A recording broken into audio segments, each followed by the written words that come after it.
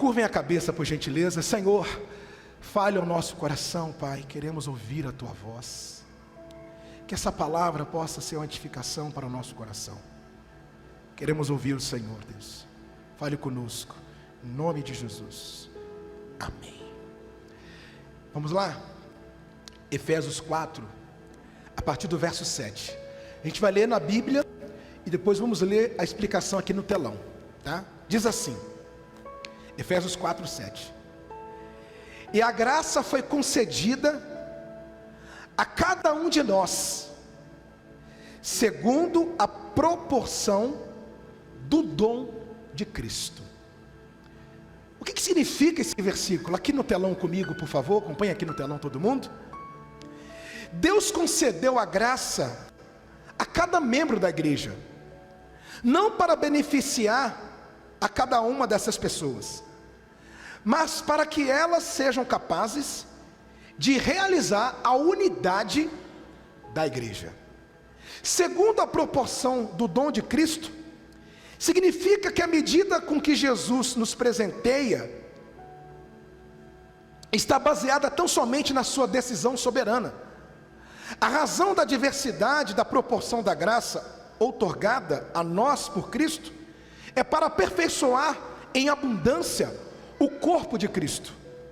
Conclui-se que Jesus nos concede a graça para tornar a igreja plena e uma unidade. Então, gente, para cada membro do corpo, Deus derramou graça. É Deus quem concede o dom. Ninguém é igual a ninguém aqui dentro da igreja. Deus usa conforme a sua soberana vontade. Eu tenho um dom de pregar a palavra. Esse dom é para realizar a minha vida? Não. Esse dom é para servir a igreja. O Patrick e a Kenny que estão aqui no louvor, Deus concedeu a eles o dom de realizá-los? Não, mas de servir a igreja. O dom é derramado sobre o membro para a unidade do corpo. Por exemplo, a função da mão é a mesma do pé? Responde, gente.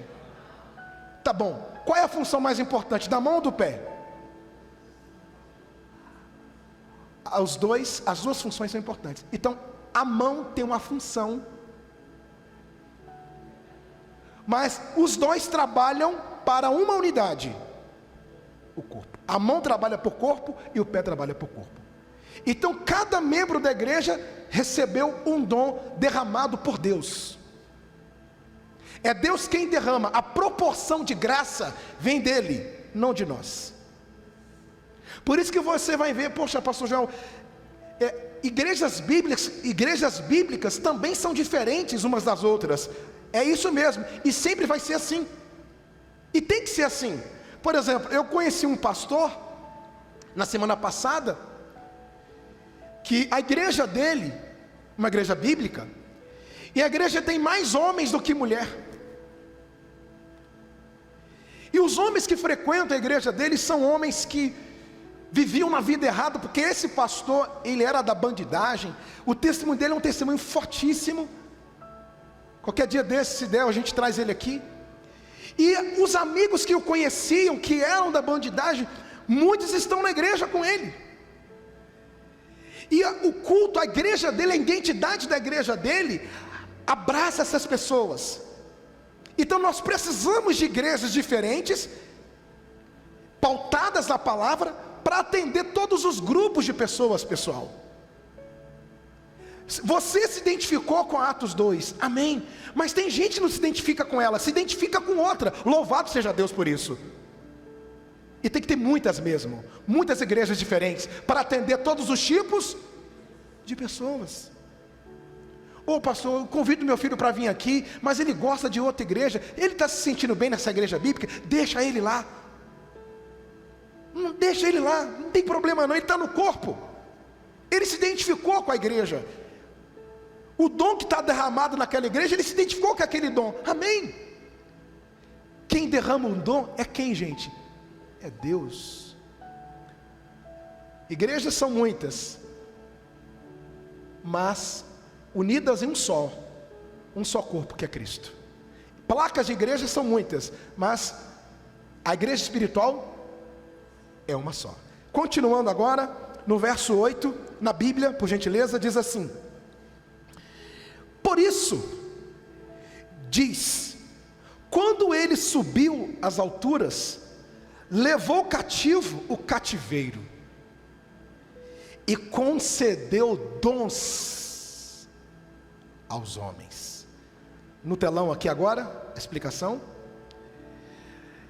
No Salmo 68, no verso 18, que diz: subistes às alturas, levaste cativo o cativeiro, recebeste homens por dádivas, até mesmo os rebeldes, para que o Senhor Deus habite no meio deles. Aqui está retratando uma imagem de vitória, em que Deus, após resgatar o seu povo, subirá o monte Sião. O livro de Efésios faz uso dessa passagem bíblica para falar da vitória de Cristo subindo aos céus após a salvação do seu povo por meio da cruz. Levou cativo os cativeiros. Essa expressão pode ser interpretada da seguinte maneira: guiou os cativeiros, ou seja, libertou os que estavam presos ao diabo, guiando-os ao caminho da salvação. É por isso que se diz que os que antes eram presos ao diabo, agora são cativos de quem? De Jesus. Que glorioso isso. Deixa eu voltar aqui. Do cativo ao cativeiro. Quando ele subiu às alturas, ele concedeu dons aos homens. Entenda uma coisa: nós temos Jesus antes da cruz e temos Jesus depois da cruz.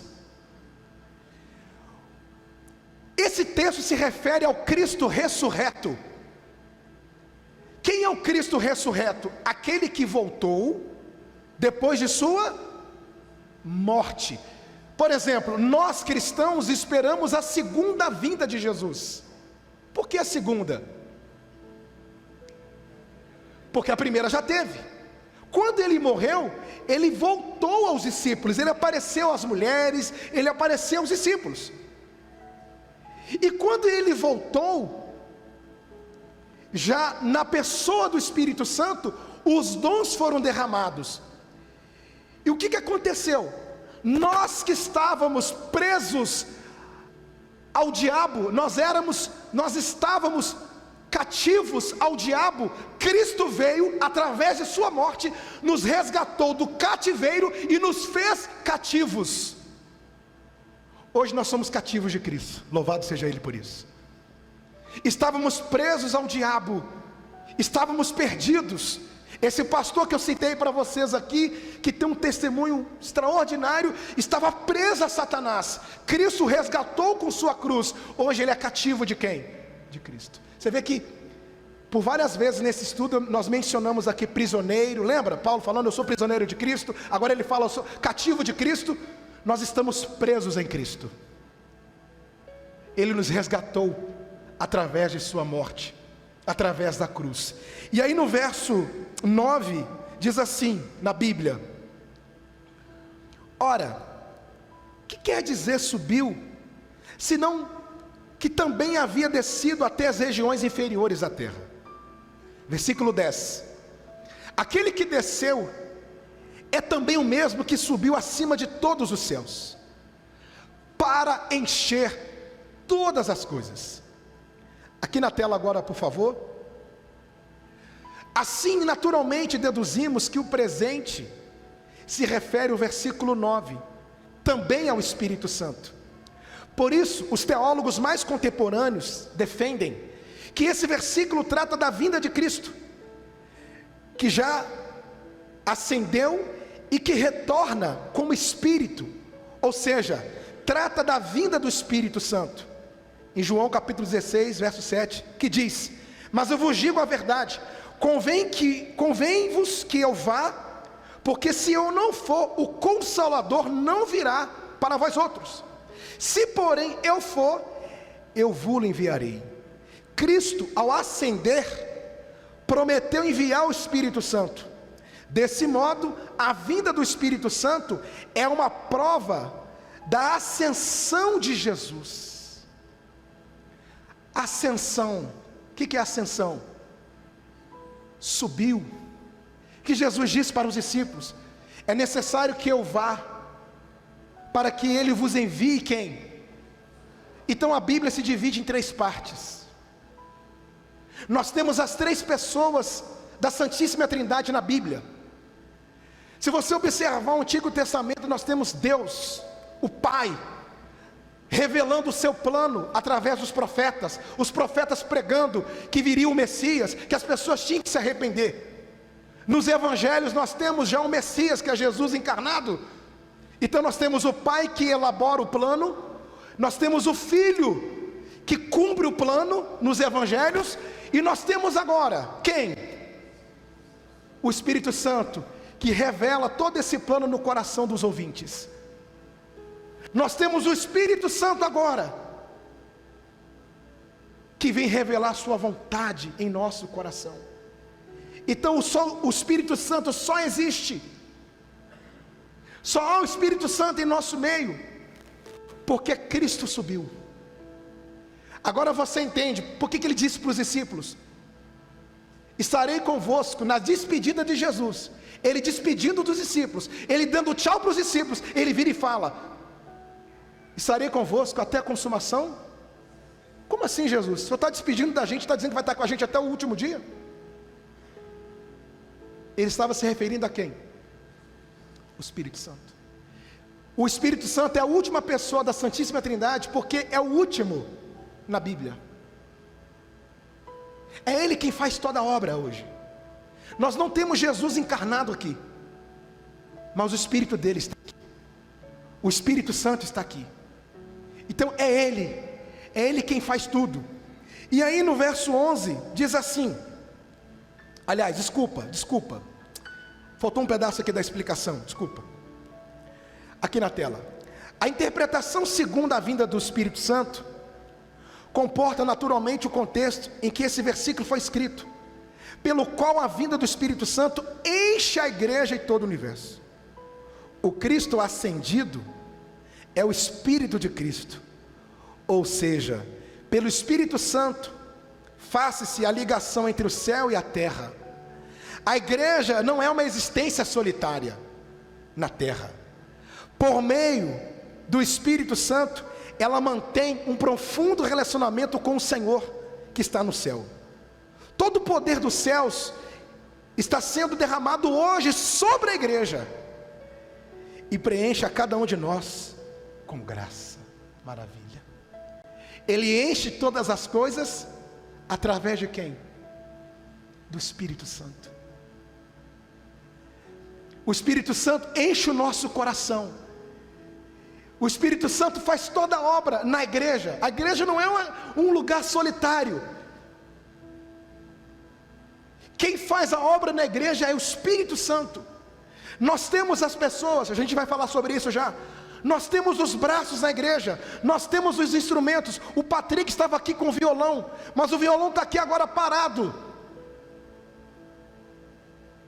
Não está saindo som nenhum. Por que não está saindo som nenhum? Porque precisa que alguém toque.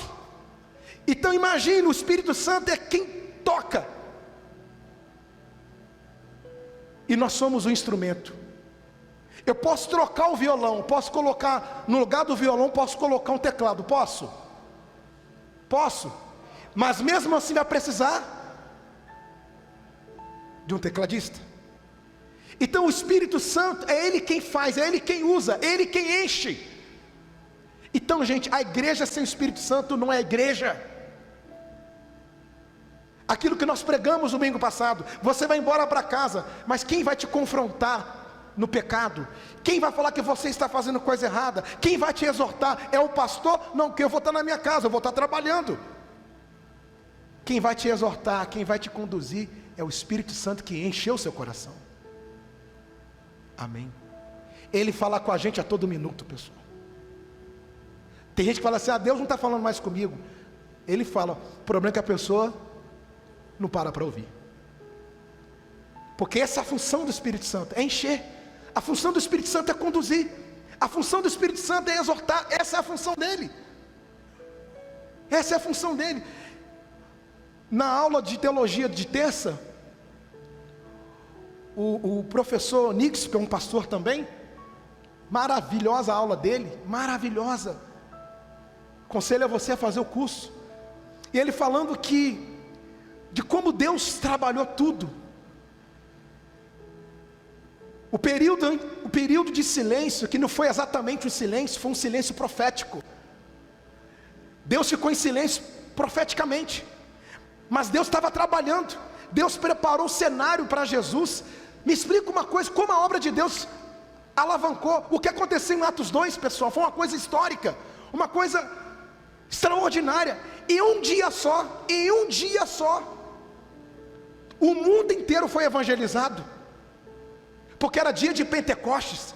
Pessoas de todos os lugares da terra estavam em Jerusalém, e eles viram um fenômeno, eles viram uma coisa extraordinária, eles viram o Espírito Santo descendo, e eles falaram, esses homens estão embriagados, porque eles estão falando na nossa língua, como pode?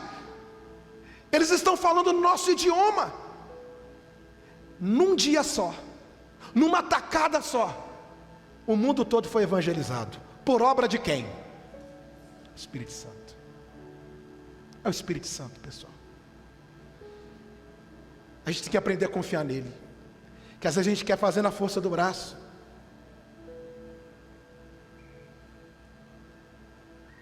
O pastor aqui da frente, fui no evento da inauguração do espaço dele. Ele falou para todo mundo o que ele ia fazer,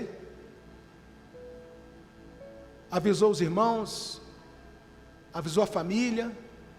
A esposa dele virou para ele e falou assim, vem cá, você falou para todo mundo o que você vai fazer, você já perguntou para Deus se Ele quer que você faça isso? Ele falou para mim, falou assim, pastor, quando a minha esposa disse isso para mim, a minha cara queimou, porque eu não me lembrava da vez que eu tinha dobrado os meus joelhos e conversei com Deus sobre o que eu estava querendo fazer. E eu falei para ela assim, não falei com Deus. Pois é, você está falando para todo mundo que você vai fazer, até agora você não conversou com Deus sobre isso. Sabe o que é isso? Às vezes a gente confia demais no que a gente sabe, e não confia no Espírito Santo. Não, eu sei o que eu estou fazendo, eu sei o que eu quero, não é o que você quer, é o que Deus quer para a sua vida. E incrível, ele disse para mim que orou, e Deus confirmou no coração dele que não era nada daquilo que ele tinha que fazer, ele não fez. Precisamos confiar no Espírito Santo, é Ele que enche todas as coisas. Ontem na live eu falei o seguinte para as pessoas, você está aí sem saber o que fazer, você está indeciso, você não sabe qual decisão tomar, vá até aquele que tem toda a sabedoria, vá ao autor da sabedoria, procure aquele que tem toda a sabedoria, procure aquele que é onisciente. Quem é onisciente? Quem sabe de tudo, gente? Deus. E é Ele que enche todas as coisas. E aí no verso 11 agora, Ele mesmo concedeu uns para apóstolos, outros para profetas, outros para evangelistas, e outros para pastores, e quem mais? Mestres. Gente, olhem para cá, eu vou fechar no versículo 12, porque nós vamos detalhar agora esses 5 dons aqui.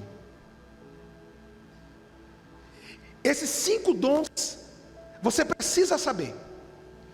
Mas antes, aqui na tela comigo diz assim: Ele faz referência a Cristo. Cristo enche a igreja, por meio da igreja todo o universo se enche. Segundo esse versículo, o que é feito para a igreja se encher? São dados a ela 5 tipos de obreiros, Deus deu à igreja o Cristo para ser o cabeça da igreja. E Cristo deu à igreja quem? Os obreiros. Então vamos lá. Aqui. Ele enche todas as coisas. Ele deu à igreja. O que ele faz? Ele concede os dons à igreja. Ele é o cabeça, mas precisa do corpo, braço, perna. Então ele é o cabeça, ele deu à igreja. Então ele envia agora os dons para a igreja. Continuando aqui na tela, todas essas nomeações passam por um processo, de modo a fazer a igreja se encher e assim concretizar o plano de Deus. Por isso, o Cristo ascendido dá como presente à igreja, primeiro o Espírito Santo e depois os obreiros. Precisamos dar especial atenção ao fato de Jesus ter dado obreiros, ou seja, pessoas como presente à igreja. Isso significa que Cristo age na igreja por meio de pessoas, e é por meio delas que a igreja se enche. Glorioso isso aqui. Nós vamos explicar aqui na tela com muita cautela os 5 dons. Mas antes, olha só. As pessoas dizem: na igreja tem muita gente falha, sempre vai existir, mas na igreja nós temos pessoas que são usadas por quem? Por Deus. Deus usou alguém, Deus usou alguma coisa para falar dele para você. Ainda que tenha sido em outra igreja, ainda que foi em outra instituição, naquele dia, naquele momento, aquele instrumento foi necessário para Deus falar para você. Ainda que você tenha saído de lá por discordâncias, mas Deus usou alguém, alguma coisa lá para falar dele para você. Deus dá a igreja, Deus derrama, enche a igreja, e Ele continua enchendo a igreja através das pessoas. Você veio aqui hoje e tem um ministro de louvor, tem um pregador, temos os diáconos. Aqui obreiros são todos que fazem a obra, desde o pregador até a outra pessoa. E o interessante é que aqui são 5 dons. 5. Está preparado para ouvir? Posso colocar? Posso? Então tá bom. Apóstolos.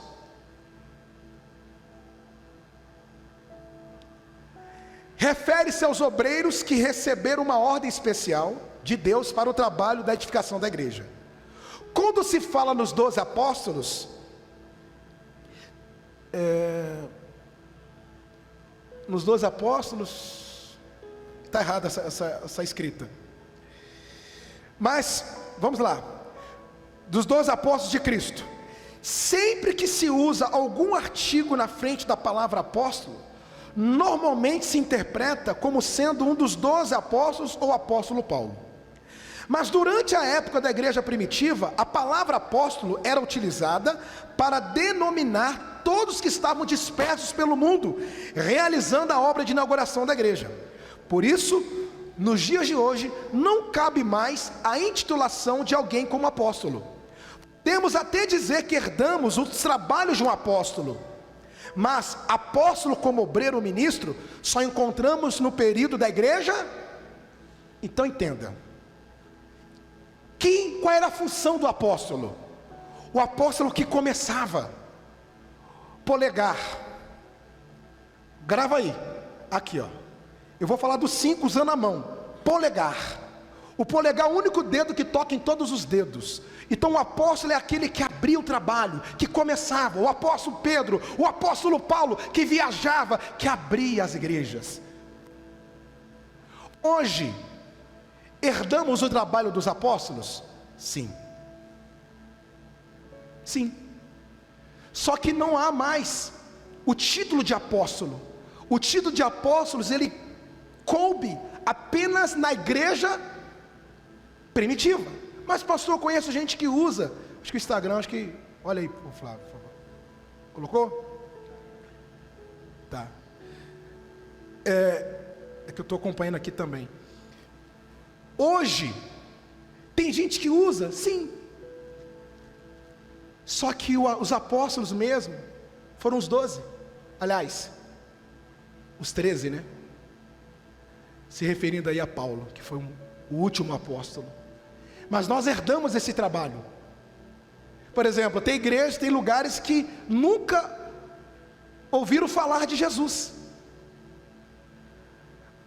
Para a igreja chegar lá, a gente vai precisar da função do apóstolo? Sim, só que a era dele já passou, a era deles já passou, porque o trabalho deles foi começar a igreja primitiva, e essa igreja primitiva continuou, claro, olha onde nós estamos. Então eles abriram o trabalho, eles começaram tudo. E agora, a outra explicação sobre profeta. Esse aqui tem que falar, hein? Título dado àqueles que recebem uma revelação de Deus para ser transmitida.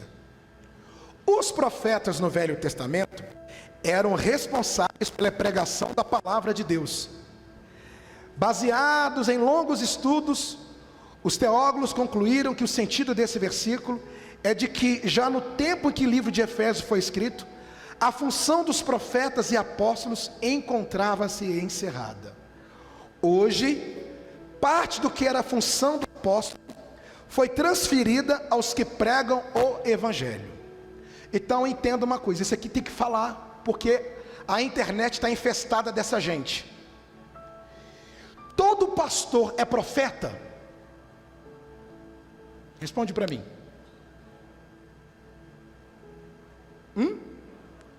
Sim. Todo pastor que prega a palavra é profeta. Por exemplo, as profecias estão aqui. Quando eu prego o que está escrito, eu estou profetizando o que já está escrito. Eu estou anunciando o plano de Deus. Só que, entenda uma coisa, a função, esse título de profeta, embora muitos usam esse título, mas temos que tomar muito cuidado, porque a internet está infestada de picaretas, usando esse título, gente com outras intenções. Outro dia eu estava vendo lá uma pastora, o Senhor manda te dizer que você tem que fazer um pix de R$100 agora. Então muitos estão usando esse título para enganar as pessoas. E qual era a função dos profetas no Antigo Testamento?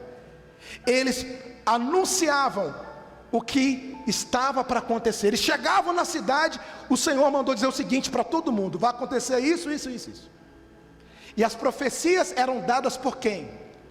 Por Deus. Temos que tomar muito cuidado, pessoal. Muito cuidado. Se é uma profecia, julgue essa profecia com a palavra. Está fora da palavra, não passa de uma mera invenção. Muito cuidado, porque a internet está infestada dessa gente. Eu estou aqui profetizando para vocês. O que? Algo da minha cabeça? Não, o que já está escrito. Amém? Eu não estou aqui falando de todos. Tem gente bem intencionada, tem gente que fala a verdade, tem gente que realmente prega a palavra, que prega a profecia, sim. Mas tem aqueles que você sabe, e a Bíblia já fala deles, que usam isso aqui, usam um título para extorquir as pessoas, para enganar as pessoas, para tirar das pessoas. Não há nada contra quando uma pessoa fala, o profeta fulano. Só que a função do profeta, de acordo com a palavra, ela foi encerrada. Embora hoje nós continuamos pregando, a gente continua pregando Quando, por exemplo, a gente fala da vinda de Jesus, Jesus está voltando, o que eu estou fazendo? Eu estou profetizando o que já está escrito. Muito cuidado. O que você ouvir da boca de qualquer pessoa, de qualquer um, vê se está de acordo com a palavra. Vê se está de acordo. Porque se não tiver, não passa de uma mera invenção. Pastor Joel, tá bom, você falou dos apóstolos, falou dos profetas, e os outros? Evangelistas. Homens, os homens que proclamam as boas novas da salvação em Jesus Cristo para os incrédulos. Olha que glorioso isso. Então, quem aqui mesmo? Apóstolos. Qual o segundo que eu falei? Profeta aponta o caminho. Profeta mostra o caminho. Profeta João Batista mostrou o caminho. Profeta Jeremias mostrou o caminho. Profeta Isaías apontou o caminho. Qual o caminho que eu estou apontando? Cristo. Então o apóstolo, por que o profeta está no dedo indicador? O indicador ele indica, ele aponta. Então o profeta aponta. E agora o evangelista é o dedo do meio, o dedo médio. Por quê? Porque o evangelista, pastor Joel, ele é o maior. Porque é ele que faz e crescer. O evangelista pode ser um missionário, pode ser aquele que faz missão. Inclusive nesse ano eu tenho uma missão esse ano. Não importa o lugar, nós vamos levar Jesus. Então todo obreiro hoje é um evangelista? Sim ou não? Sim. Porque evangelista é o que prega o evangelho. Você, como membro da igreja, você tem um dom de evangelista. Mas pastor, eu não prego a palavra. Você pode pregar Jesus. Você pode falar dele para as pessoas. O maior de todos é aquele que vai, que expande. Então a igreja precisa, nós precisamos de evangelistas. Precisamos de gente que vai expandir esse evangelho. Deus revelou sua graça em nosso coração, para a gente ficar calado, para a gente guardar a Bíblia debaixo do braço, não para falar dele. Não fique com vergonha de falar de Jesus no seu trabalho, não fique com vergonha de falar de Jesus na sua casa, com o seu amigo. Ele revelou a graça dele no seu coração, fale dele. Às vezes você está ali cozinhando galo com a pessoa, dando meia volta, dando conselhos vazios. Fale de Jesus. O problema dela, sabe qual é? Sabe o que está faltando para ela? Jesus. Chega e põe um ponto final na coisa. Não fica dando conselhinhos, não. Chega e olha, sabe o que está faltando na sua vida? Jesus. Ele morreu na cruz por você. Ele te ama. Você precisa se voltar para Ele. Amém, pessoal? É isso que faz o evangelista. Ele prega e leva Jesus, tanto na igreja local, como fora da igreja local. Muito bem. Agora falando do pastor. A palavra pastor é utilizada no mesmo sentido. Dado pastor que alimenta e pastoreia suas ovelhas. O ministério do pastor consiste em cuidar e de amoestar. Então o que o pastor faz? Pastoreia, ele alimenta, ele cuida, ele exorta, ele ouve. E o pastor agora tem qual dedo?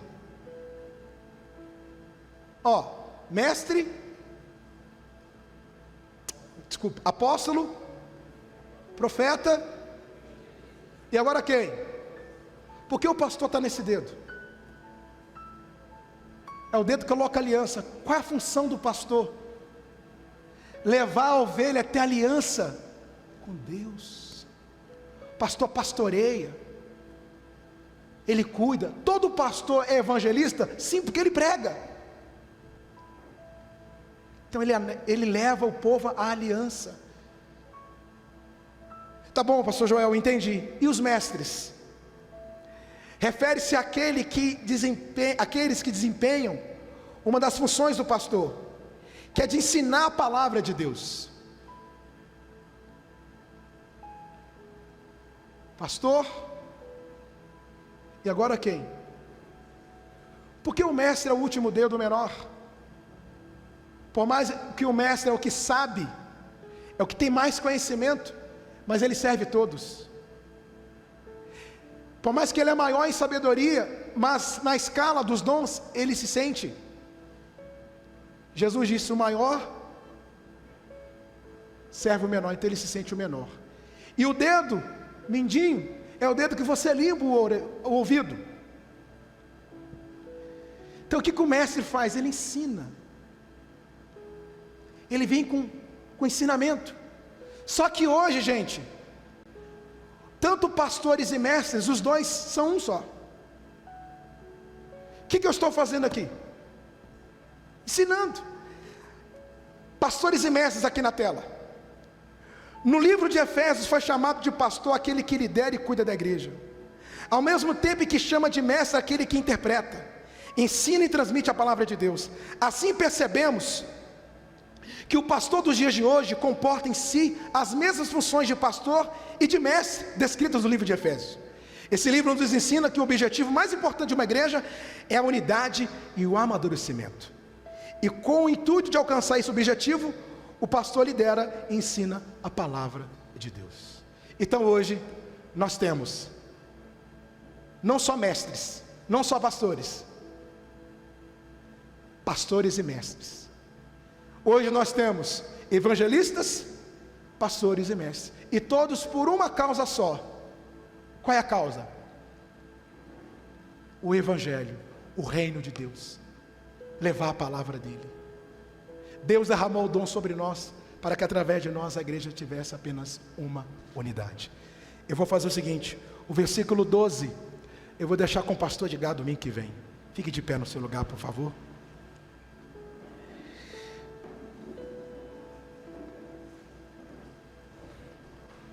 Quero fazer uma pergunta. Inclusive hoje eu vou fazer algo diferente. Sabe esse espaço aqui? Esse espaço aqui eu vou deixar para você que diz assim: pastor,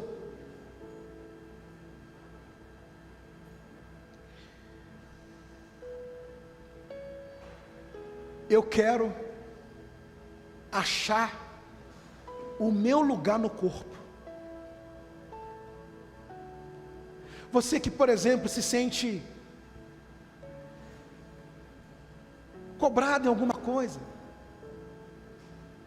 Você sabe que Deus derramou um dom sobre você, mas você reconhece que precisa de sua parte um esforço maior para que esse dom venha à tona. Eu vou convidar você para vir aqui à frente, para você que quer ser mais usado por Deus. Amém? Essa palavra de hoje nos mostra o quanto Deus cuida da igreja, o quanto Ele ama a igreja. Ele vai enviando as pessoas para a edificação da igreja. E vou dizer uma coisa para vocês. Como teve um casal que uma vez aqui na porta da igreja falou para mim assim: ô pastor, eu não estou vendo mais fulano na igreja. Você tem notícias de fulano? Eu disse assim para esse casal: olha, a última vez que eu conversei com eles queriam pedir um tempo. Aí eu falei para esse casal o seguinte: sabe o que a gente tem que fazer? Orar para essas pessoas. Tem aqueles que estão fracos, aqueles que não conseguem continuar no corpo, aqueles que se entregam aos problemas. A gente sabe que também na igreja, como na igreja primitiva, existe o corpo estranho. Existe, gente? Existe. Existe. Faz parte. Mas quem cuida da igreja? É Cristo. Quem enche a igreja? Jesus. Você, nós somos apenas instrumentos. Você que está do outro lado dizendo assim: pastor, é a primeira vez que eu estou ouvindo uma palavra assim, E aí, o que você tem a dizer? Eu tenho que dizer para você o seguinte: Deus derramou dom sobre você também. Como? Derramou, só que Ele quer que você assuma isso. Ele quer que você se coloque diante dele e diga: Senhor, eu sou aqui, eis-me aqui, Senhor, usa-me, Senhor, a minha vida te pertence, ó Pai. Hoje eu entendi que sem Ti nada sou, nada posso. É isso que Ele quer, amém? Ele só quer o que o Patrick fez aqui, ó. Ele chegou e pegou o violão. Ele só quer que você permita a Ele de tocar em você, de fazer o que tem que fazer. Faz um som, por favor, Patrick. E só quer fazer isso. Só quer que você permita. O instrumento já tem. Quem toca já existe, já está aqui. Eu só preciso o quê? Permitir. Permite Deus. Só permite Ele. Ele já falou para você. Ele só quer entrar aí, tocar, fazer o barulho que tem que fazer, o som que tem que fazer, e exaltar e glorificar. Amém? Quem quiser vir à frente pode vir. Oh Deus, obrigado, Pai. Obrigado, Jesus, por essa palavra. O Senhor mostra mais uma vez que o Senhor cuida da igreja. O Senhor mostra mais uma vez que cuida da igreja. Somos apenas instrumentos, Deus. Recebemos por graça. Se hoje eu tive aqui, Senhor, a oportunidade de pregar a Tua palavra, porque o Senhor concedeu essa graça em meu coração. Não é sabedoria nossa, não é conhecimento nosso. Não, Deus, é o dom que o Senhor derramou em nós. Ah, Deus, e se não for para Te servir, se não for para Te agradar, se não for, Deus, para a Tua glória, se não for para a Tua glória, Deus, não faz sentido a nossa vida, Deus. Usa-nos, Senhor. Fala: Deus, eis-me aqui. Fala para Ele: Senhor, eis-me aqui, Jesus. Sei que sou falho, sei que não mereço, sei que sou pecador, mas eu estou aqui, Senhor. Quando o Senhor chamou Paulo, o Senhor já sabia das falhas de Paulo. Quando o Senhor chamou Pedro, o Senhor já sabia dos vacilos de Pedro. Quando o Senhor chamou Davi, o Senhor já sabia quem era Davi. O Senhor sabia de todo, Senhor. O Senhor sabe da gente. O Senhor conhece as nossas limitações. O Senhor conhece as nossas falhas. O Senhor conhece as nossas fraquezas, Senhor. Mas o Senhor nos chama. O Senhor nos enche, Deus. O Senhor nos enche com o Teu Espírito, Pai. Ah, Deus, eis-nos aqui, Jesus. Eis-me aqui, Deus, para Te servir. Eis-me aqui, Senhor, para glorificar o Teu nome. Eis-me aqui, Senhor, para proclamar a Tua palavra. Eis-me aqui, Senhor, para dizer: arrependei-vos. Eis-me aqui, Senhor, para Te servir, ó Deus. Eis-me aqui, Deus, para ser Tua testemunha nessa terra, nesse mundo, Pai. Ah, Deus, queremos mais de Ti. O Senhor enche todas as coisas. O Senhor enche todas as coisas para a Tua glória, para o Teu louvor, para a Tua honra, Deus. Ah, Deus, queremos mais de Ti, Deus. Queremos mais de Ti, Senhor. Queremos ser cheios de Ti. A igreja não pode ser solitária. Nós não queremos ser um corpo estranho. Nós não queremos ser um corpo solitário. Não existe uma perna só. Não existe um braço solto do corpo. Não existe uma perna solta do corpo. Se não está no corpo, não tem vida. Queremos estar no corpo, Deus. Não importa o lugar, não importa se vai ser o pé, se vai ser a mão. Queremos estar no corpo. Queremos trabalhar em função de um só cabeça, que é o Senhor, Deus. Faz queimar em nosso coração Tua palavra. Faz queimar em nós, Senhor. Faz queimar em nós a Tua palavra, Jesus. O Senhor nos deu espírito de ousadia. O Senhor não nos deu espírito de covardia, não. Foi de ousadia. O espírito de ousadia, de levar, de falar de Ti, Senhor, de assumir a nossa fé diante da fornalha acesa, diante da cova dos leões, diante da cruz, diante da espada, diante do fogo. O Senhor nos chamou para isso, Deus. Nos dê fé, nos dê coragem, nos dê ânimo, Senhor. Oh Deus, queremos mais de Ti, Pai. Queremos mais de Ti, Pai. Aleluia, Jesus.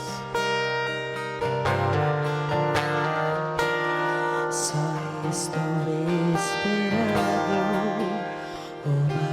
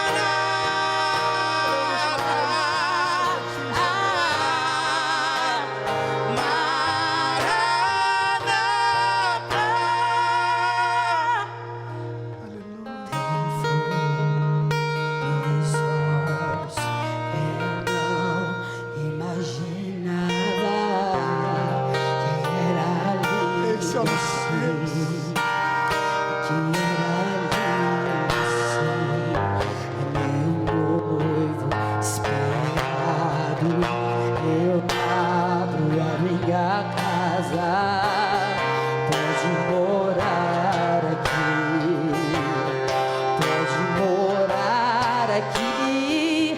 Tem fogo nos olhos que eu não imaginava, que era lindo assim, que era lindo assim.